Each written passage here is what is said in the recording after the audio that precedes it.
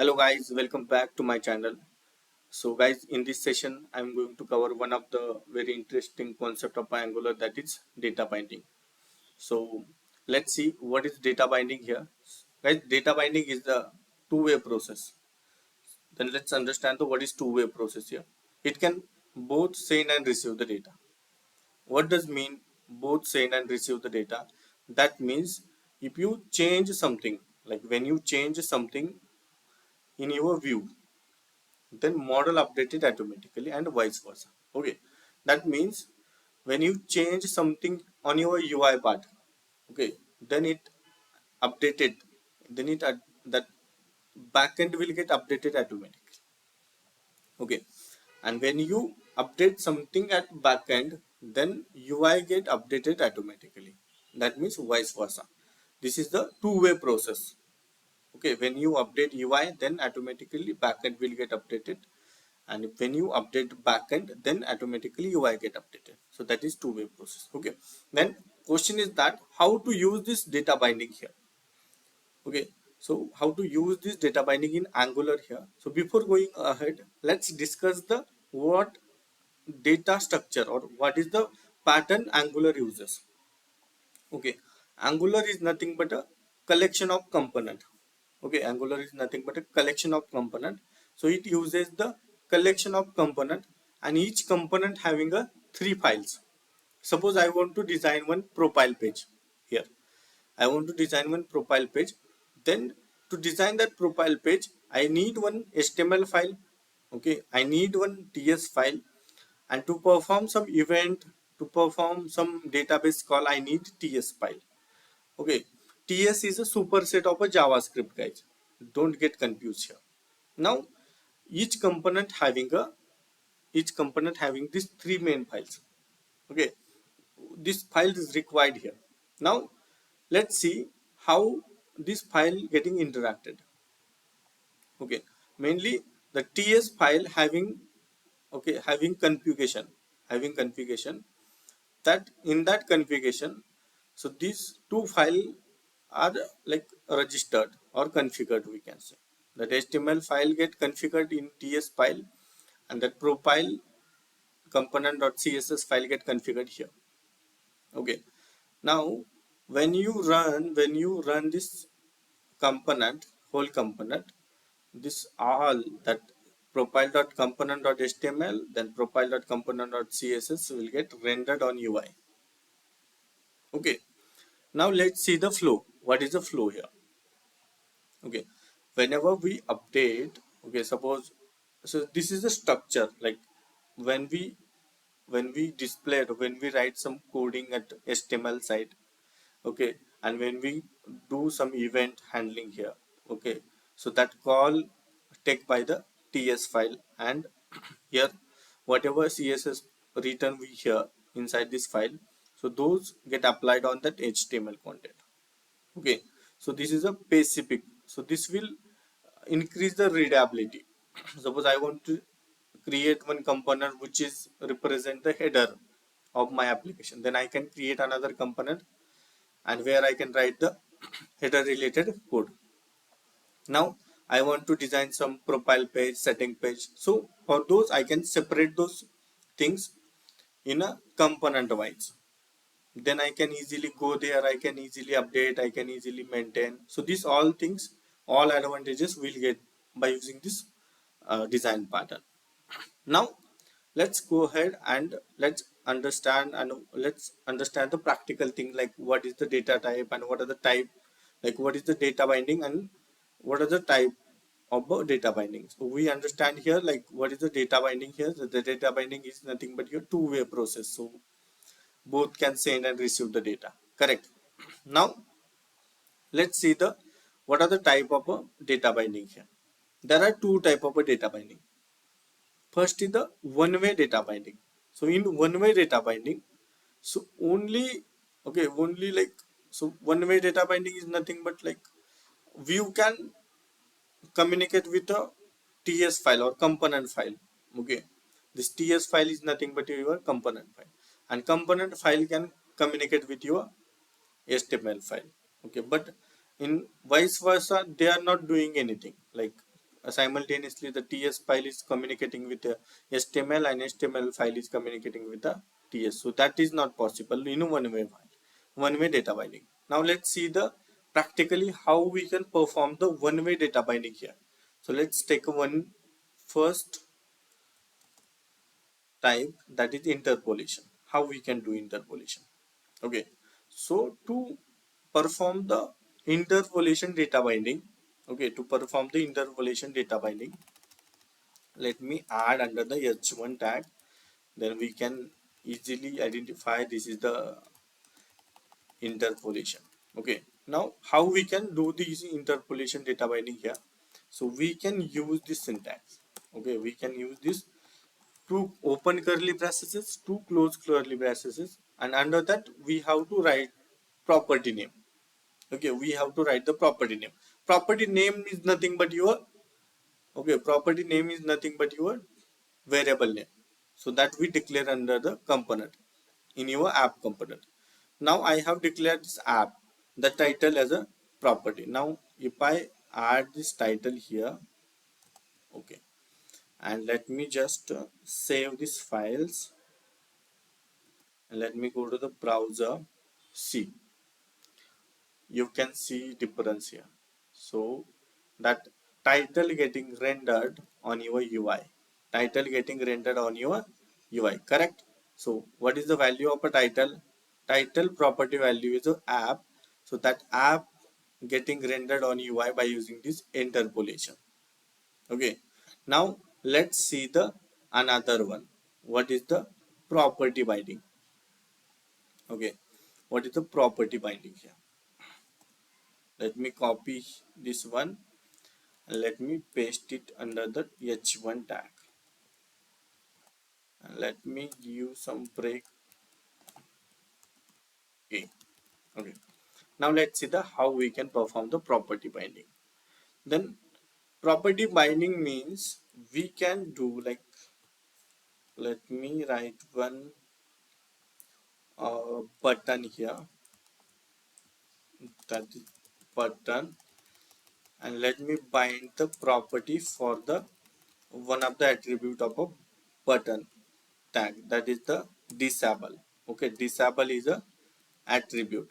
Okay, disable is a attribute, but here I don't want to do like this. Okay, I don't want to disable directly. I want to disable this button based on the condition. Based on the condition, if flag is true, then disable it. If flag is a false, then don't disable it. Okay, now let me bind this. Let me create one property here before is disable something. Let me give some false as a default value. Okay, now I want to bind this disable property with this, like with this attribute. How I can bind? I can use subscript here. Okay, I can use subscript here and add the property name. So this is the syntax to bind the property. So by using the subscript we can bind the property here. Let me go to the UI and let's check the whether that button is disabled or not. See, button is not disabled because I have bind the true property here. Okay, let me change the property here. Let me change this to the true. Then let's see whether that button is disabled or not. Yeah, that button is disabled. Correct. That means we bind that is a disabled property to your control. So this is my control. Okay, this is my control. I bind this is disabled property with this attribute of this button. So that is called the property binding. We are binding the property with your attribute. Now let's see the, so as we seen here, there are two things we seen here. What is that? That is, we see in the interpolation in a one-way binding, then we see the property binding, then we are going to see the what is event binding here. let me add the break statement, let me add the h1 or h2 tag here, event binding, event binding. Okay, now let me copy this button here and let's add the event to this button. How to add the event? Event is nothing but calling the method from your UI to backend. So this is your backend. I want to call the method from here, then something happen here. Okay, so that is called the event or something. Okay, now let me bind the event like click event. I want to bind the click event, disabled button something. So this event I bind with my button. Okay, that click event I bind with my button here. Okay, so what is the event here? So this is a disable button event. Then just change it like this, dot is the disable is equal to is the disable.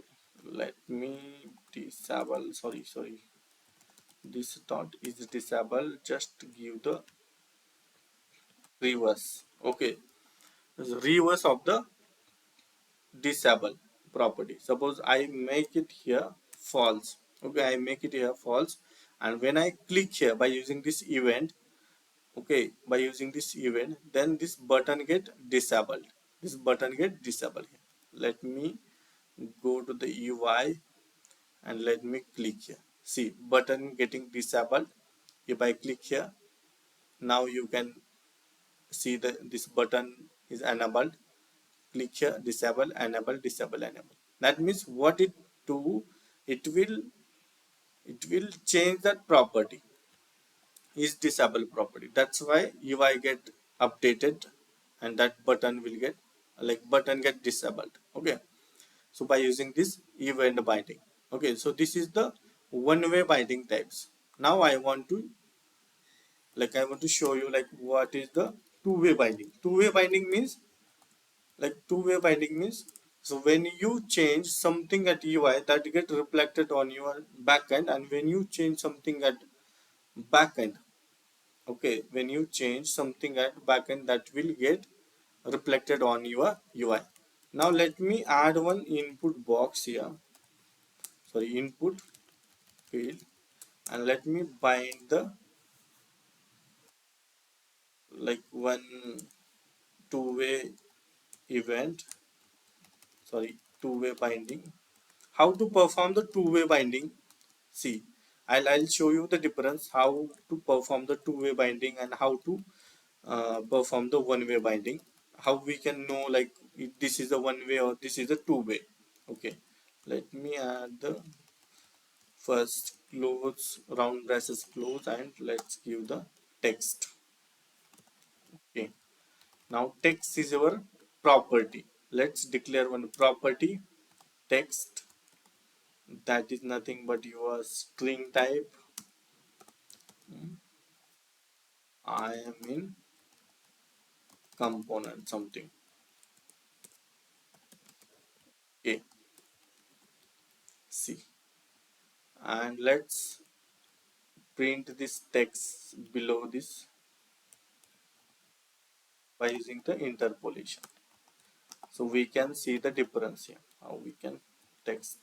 Yeah, okay, now what we did, we bind this text property with your input tag in a two-way manner by using the two-way.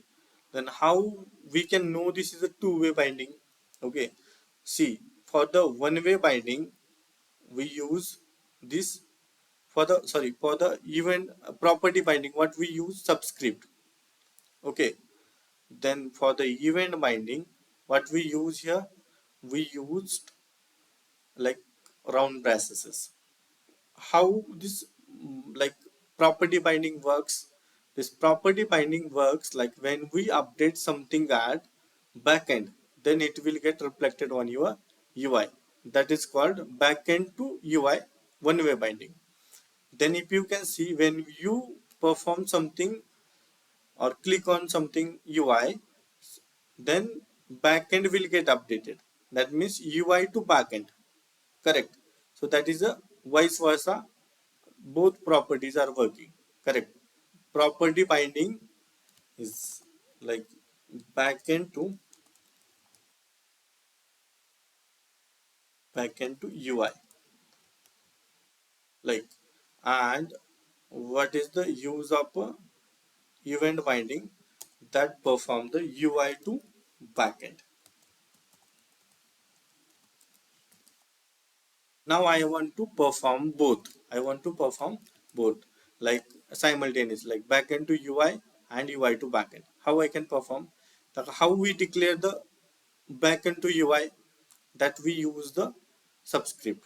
And how we use here for the event binding, we use round braces. Then we have to mix both. Okay, we have to mix both, then we can perform the two-way binding. So what we did here, I mixed this subscript and round braces here. Subscript and round braces mixed, then our two-way binding event get generated. Now let's see. Let me go to the browser and let's type something here. See, whenever I type something here, this will get updated on your UI as well. Okay, suppose I perform something like sushi, correct? So this is my value where I have set at backend, and same value we can see here under the text. If I change t, then here also the text property getting updated. If I change n, this one updated. Okay, so this is called the event binding. Sorry, this is called the two-way binding. By using the property and by using the event, we can do mixture of both. That means two-way binding.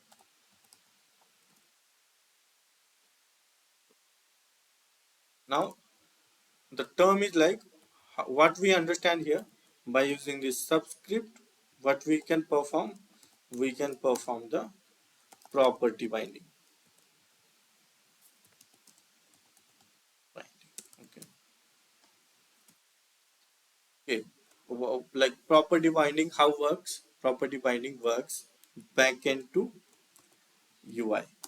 Okay, property binding works from backend to UI.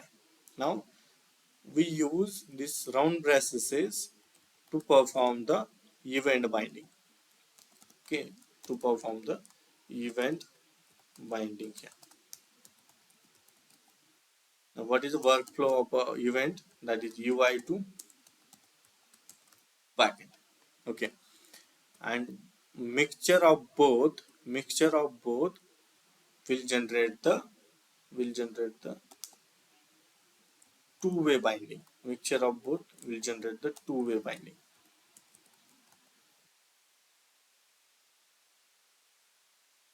It performs the vice versa, backend to UI and UI to backend, like backend to UI